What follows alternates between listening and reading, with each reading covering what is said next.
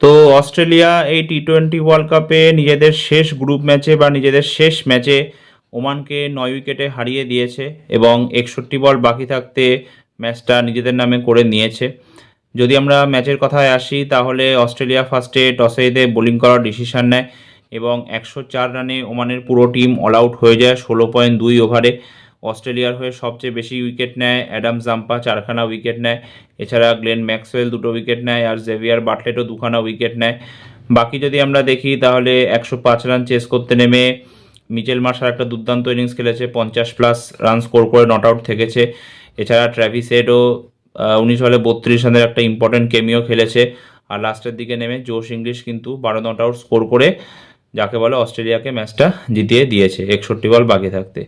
কিন্তু এই match জিতেও Australia কোনো লাভ হলো না, কারণ অস্ট্রেলিয়া অলরেডি এই টুর্নামেন্ট থেকে ছিটকে গেছিলো এই ম্যাচের আগেই। তো যদি আমরা দেখি তাহলে অস্ট্রেলিয়া একটা খুবই বাজে ক্যাম্পেন গেল, কারণ এই গ্রুপ থেকে সবাই এক্সপেক্ট করেছিল যে অস্ট্রেলিয়া আর শ্রীলঙ্কাই কোয়ালিফাই করবে, জিম্বাবুয়ে তো পারবেই না কোয়ালিফাই করতে। সেখানে শ্রীলঙ্কা জিম্বাবুয়ে সুপার 8-এর জন্য কোয়ালিফাই করে গেল আর অস্ট্রেলিয়া ফার্স্ট রাউন্ডেই টুর্নামেন্ট থেকে বিদায় নিয়ে নিল। বাকি দেখো, অস্ট্রেলিয়ার ব্যাপার হচ্ছে ওটাই যে অস্ট্রেলিয়ার ব্যাটিং অত্যাধিক মাত্রায় ওদের ওপেনারদের ওপর ডিপেন্ডেন্ট। এখান থেকে ট্র্যাভিস হেড আর এখান থেকে যাকে বলে মিচেল মার্শ। এবার মিচেল মার্শ তো প্রথম দুটো ম্যাচে খেলতে পারেনি, তো সেখানে একটা বিশাল বড় ইস্যু হয়ে গেছিলো, বিশেষ করে জিম্বাবুয়ের ম্যাচটায়। আর ট্র্যাভিস হেডও সেরকম ভালো খেলতে পারেনি, জিম্বাবুয়ের ম্যাচটায় চলেনি, তো সেটা একটা ইস্যু হয়ে গেছে। বাকি ওদের 3 থেকে আমরা দেখছি যে লম্বা সময় ধরেই প্রবলেম আছে, যেমন জোশ ইংলিশ হোক, টিম ডেভিড হোক, গ্লেন ম্যাক্সওয়েল হোক, ক্যামেরন গ্রিন হোক বা এখান থেকে মার্কাস টয়নিস, সবাই কিন্তু স্ট্রাগল করেছে বেশ লম্বা সময় ধরে।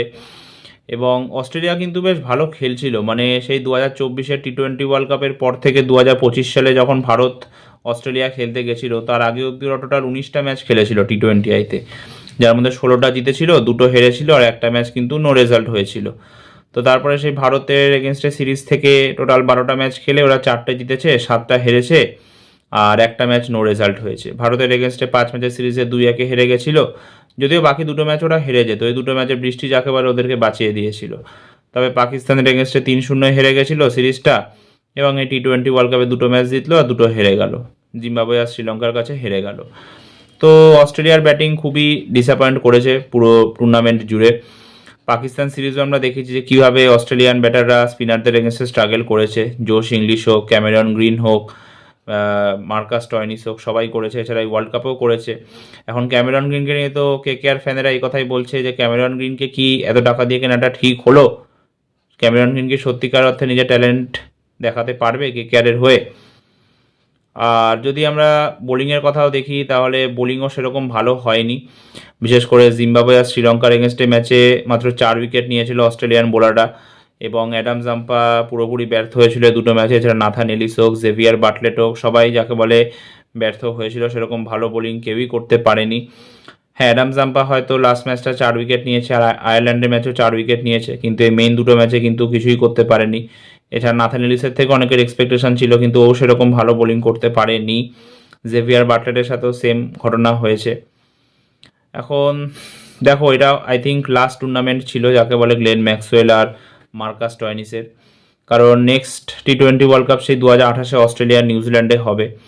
তো ততদিনে স্টয়নিসের 39+ এজ হয়ে যাবে আর ম্যাক্সওয়েলের 40+ এজ হয়ে যাবে। আই থিঙ্ক অক্টোবর নভেম্বর নাগাদ হবে।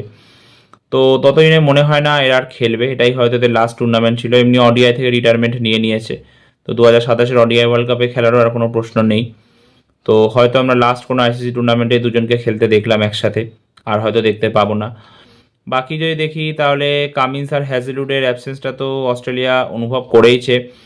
দেখো, স্টার্ক তো এখন রিটায়ারমেন্ট নিয়ে নিয়েছে, আই থিঙ্ক সেপ্টেম্বর অক্টোবরে নিয়েছে। যদিও এই অবস্থা হতো তাহলে হয়তো স্টার্ক রিটায়ারমেন্ট নিত না, যে কামিন্স আর হ্যাজেলউড ইনজিওর্ড হয়ে যাবে। তো সেখানে কামিন্স আর হ্যাজেলউড দুজনেই ওয়ার্ল্ড কাপ শুরুর আগে ইনজিওর হয়ে গেল, মানে লম্বা সময় ধরে ইনজিওর ছিল এরা অ্যাশেসের আগে থেকেই, কিন্তু তারপরেও সবাই ভেবেছিল যে ঠিক হয়ে যাবে টি-20 ওয়ার্ল্ড কাপ শুরুর আগে এবং দুজনেই খেলবে, কিন্তু সেটা আমরা দেখলাম যে হলো না। এবং আগেরবার যে চ্যাম্পিয়ন্স ট্রফিটা হয়েছিল সেখানেও স্টার্ক রেস্ট নিয়েছিল আর কামিন্স আর হ্যাজেলউড খেলেনি সেখানে। তো যদিও সেখানে অস্ট্রেলিয়া সেমিফাইনাল অবধি গেছিল এবং ভারতকে টাফ ফাইট দিয়েছিল সেমিফাইনালে, পাকিস্তান ম্যাচের থেকে তো ভালোই ফাইট দিয়েছিল। কিন্তু সেমিফাইনালে আউট হয়ে গেল অস্ট্রেলিয়া। আবার এই টি-20 ওয়ার্ল্ড কাপে অস্ট্রেলিয়া গ্রুপ স্টেজ থেকেই ছিটকে গেল। তো কামিন্স আর হ্যাজলুডের যে অ্যাবসেন্স ছিল সেটা তো ভালোভাবেই অস্ট্রেলিয়া ফিল করেছে। তবে আমার মনে হচ্ছে যে কামিন্স আর হ্যাজলুড কিন্তু 2028 অবধি টি-20 খেলে দেবে। কেন বলছি? কারণ 2028 দুটো বিগ টুর্নামেন্ট আছে। একটা আছে তোমার অলিম্পিক্স আছে, আর তারপরে টি-20 ওয়ার্ল্ড কাপ আছে। তো ক্রিকেট অস্ট্রেলিয়া কিন্তু এদের দুজনকেই খেলাতে চাইবে, কারণ দুজনেই এক্সপিরিয়েন্সড বোলার, দুজনেরই ভালো স্ট্যাট আছে। তো ক্রিকেট অস্ট্রেলিয়া কিন্তু এই জন্য চাইবে দুজনেই যেন 2028 অলিম্পিক্স এবং টি-20 ওয়ার্ল্ড কাপে অ্যাভেলেবেল থাকে। আর টি-20 ওয়ার্ল্ড কাপটা অস্ট্রেলিয়া নিউজিল্যান্ডে হবে। তো ফাইনাল তো আই থিঙ্ক অস্ট্রেলিয়াতেই হবে, এমসিজিতে হবে। তো দুজনেই চাইবে যে ফাইনালটা জিতে যেন টি-20 ক্যারিয়ারটা শেষ করতে পারে। তো এখন এটাই দেখার যে কি হয়। বাকি অস্ট্রেলিয়ার পারফরমেন্স খুবই বাজে গেল। কেউ এক্সপেক্ট করতে পারেনি যে অস্ট্রেলিয়া গ্রুপ স্টেজ থেকেই ছিটকে যাবে। তো এই ভিডিওটা এতটাই। ভালো লাগলে প্লিজ ভিডিওটা লাইক, শেয়ার, চ্যানেলটা সাবস্ক্রাইব করতে ভুলবে না। ভিডিওটা কেমন লাগলো প্লিজ কমেন্ট করতে ভুলবে না। তো একটা নতুন ভিডিও নিয়ে তোমাদের সামনে আবার উপস্থিত হব আমি। ততক্ষণ সুস্থ থেকো, সাবধানে থেকো। ধন্যবাদ।